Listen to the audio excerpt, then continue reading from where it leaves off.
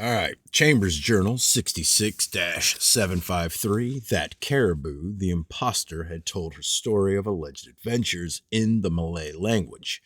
Farther along in this account, that the girl had spoken in an unknown language. This is an inconsistency worth noting. We're on the trail of bamboozlement, though we don't have to go way back to the year 1817 to get there.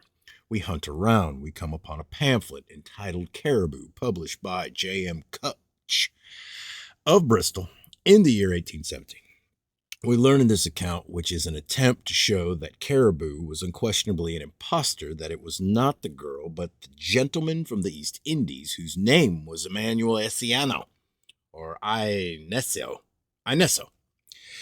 who wasn't the impostor so far as went the whole Javanese story. To pose as a solver of mysteries, he had pretended that to his questions the girl was answering him in the Malay language, and pretending to translate her gibberish, he had made up a fanciful story of his own. Caribou had not told any story in any language about herself. Her writings were not in Malay characters. They were examined by scientists who could not identify them. Specimens were sent to Oxford, where they were not recognized. Consequently, the gentleman from the East Indies disappeared. We are told in the pamphlet that the very Oxford scholar who examined the writings very properly and without a moment's hesitation pronounced them to be humbug. That's a swift propriety. If the elaborate story of the Javanese princess had been attributed to a girl who had told no understandable story of any kind, it seems to us to be worthwhile to look over the equally elaborate confession which has been attributed to her. It may be that regretfully we shall have to give up a notion that a girl had been occultly transported from the planet Mars or from somewhere up in Orion or Leo, but we are seeing more of the waves of suppressing mysteries. The mad fishmonger of Worcester shovels his periwinkles everywhere. According to what is said to be the confession, the girl was Mary Wilcox, born in the village of Witheridge, Devonshire, in the year 1791, from which at the age of 16 she had gone to London, where she had married twice. It is a long, detailed story. Apparently, the whole story of Mary's adventures from the time of her departure from Witheridge to the time of her arrival in Bristol is told in what is said to be the confession. Everything is explained, and then too much is explained. We come to the question that would be an astonisher if we weren't just a little sophisticated by this time.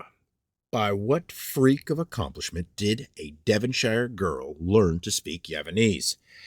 The author of the confession explains that she had picked up with an East Indian who had taught her the language. If we cannot think that a girl who had not even pretended to speak Javanese would explain how she had picked up Javanese, it is clear enough that this part of the alleged confession is a forgery.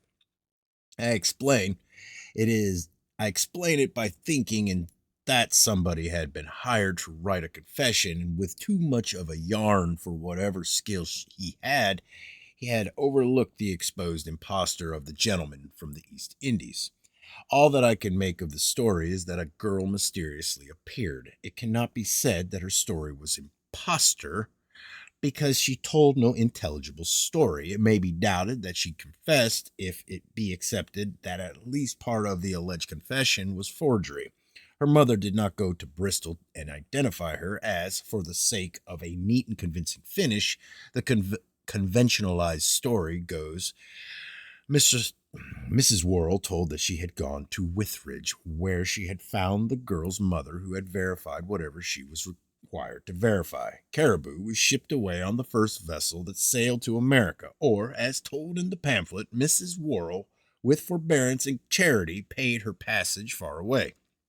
In Philadelphia, somebody took charge of her affairs, and, as if having never heard that she was supposed to have confessed, she gave exhibitions, writings in an unknown language. And I wouldn't give half this space to the story of the Princess Caribou were it not for the epitomization in her story of all history. If there be God, and if it be ubiquitous, there must be a jostle of ubiquities because the fishmonger of Worcester, too, is everywhere. I should like to think that the inhabitants of other worlds or other parts of one existence have been teleported to this earth. How I'd like it if I were teleported the other way has nothing to do with what I'd like to think has befallen somebody else. But I can't say that our own stories, anyway so far, have the neat and convincing finish of the conventional stories. Towards the end of the year 1850, a stranger, or I should say a mysterious stranger, was found wandering in a village near Frankfurt on the Oder. How he got there, nobody knew. See the Athenaeum, April 15th, 1851. We were told that his knowledge of German was imperfect. If the imperfections were filled out by another Emmanuel Ionesso, I fear me that suggestions of some new geographical or cosmographical knowledge can't develop. The man was taken to Frankfurt, where he told his story, or where, to pose as a linguist, somebody told one for him. It was told that his name was Joseph Voren, and that he had come from the Laxaria. Laxaria is in Sacria, and Sacria is far from Europe, beyond vast oceans. In the London Daily Mail, September 18th, 1905, and following issues are accounts of a young man who had been arrested in Paris, charged with vagrancy. It was impossible to understand him. In vain had he been tried with European and Asiatic languages, but by means of signs he had made known that he had come from Lisbon. Essar was the young man's word for a chair. A table was a lotoba, and his sonar was his nose. Mr. George R. Sims, well-known criminologist as well as a story writer, took the matter up scientifically. As announced by him, the mystery had been solved by him. The young man, an impostor, had transposed letters in fashioning his words. So the word raise transposed becomes easier. But what has a raise to do with a chair? It is said that true science is always simple. A chair raises. Got him. A chair. Where was I? A chair raises one, said Mr. Sims simply. Now take the word sonar. As we see, when Mr. Sims points it out to us, the word is transposition of the word snore, or is almost. That noses or relation to noses. The criminologists are not banded like some scientists. In Paris, the unbanded Wiseman said that Mr. Sims' transpositions were far-fetched, with a freedom that would seem reckless to more canny scientists, or without waiting 3 or 4 months to find. Got him. Where was I? Find. Sorry, I had me a little ant running around. Transposition were far-fetched, with a freedom that would seem reckless to more canny scientists, or without waiting 3 or 4 months to find out what each was going to say, they expressed opinions. The savants at Glosel in the year 1927 were canner, but one can't say that their delays boosted the glories of science. One of the wise men of Paris who accused Mr. Sims of fetching too far was the eminent scientist M. Haig. Take the young man's word, oh dear, for God, said Mr. Haig. Transpose that, and we have Dio, or very nearly. Dio is Spanish for God. The young man is Spanish. Another distinguished wise man was M. Roti. He rushed into print while M. Haig was still explaining. Consider the word sakar for house, said M. Roti. Questionably, we have a transposition of the word casa, with a difference of only one letter, and casa in Italian for house. The young man is Italian. Latemps, September 18th. Another wise man, a distinguished geographer, this time identified the young man as one of the Russian Dokobars. Where would we be, and who would send the young ones to school if all the other wise men of our tribes had such independence? If it were not for the conspiracy that can be regarded as nothing short of providential, so that about what is taught in one school is taught in the other schools, one would spend one's lifetime learning and unlearning in school after school. As it is, the unlearning can be done after leaving one school. The young man was identified by the police as Ronaldo Agostini, an Austrian whose fingerprints have been taken several times before somewhere else when he had been arrested for vagrancy. Whether the police forced this mystery to a pseudo conclusion or not, a suggestive instance is told of in the London Daily Express, October 16, 1906. A young woman had been arrested in Paris, charged with picking pockets, and to all inquiries, she answered in an unknown language. Interpreters tried her with European and Asiatic languages without success, and the magistrate ordered her to be kept under surveillance in a prison infirmary. Almost immediately, watchers reported that she had done exactly what they wanted to report that she had done. That she had talked in her sleep, not mumbling in any way that might be questionable, but speaking up in fluent French with the true Parisian accent. If anybody thinks that this book is an attack upon scientists as a distinct order of beings, he has a more special idea of it than I have. As I'm seeing things, everybody's a scientist. If there ever have been instances of teleportations of human beings from somewhere else to this earth, an examination of inmates of infirmaries and workhouses and asylums might lead to some marvelous astronomical disclosures. I suppose I shall be blamed for a new nuisance if, after the publication of these notions, mysterious strangers start cropping up and, when asked about themselves, point up to Orion or Andromeda. Suppose any human being ever should be translated from somewhere else to this earth and should tell about it. Just about what chance would he have for some publicity? I neglected to note the date, but early in the year 1928, a man did appear in a town in New Jersey and did tell that he had come from the planet Mars. Wherever he came from, everybody knows where he went after telling that. But if human beings ever have been teleported to this earth from somewhere else, I should think that their clothes, different in cut and texture, would attract attention. Clothes were thought of by Manuel Inesso. He pretended that Caribou had told him that, before arriving in Bristol, she had exchanged her gold-embroidered Javanese dress for English clothes. Whatever the significance may be, I have noted a number of mysterious strangers or wild men who were naked. A case that is mysterious and that may associate with another mysteries was reported in the London newspapers.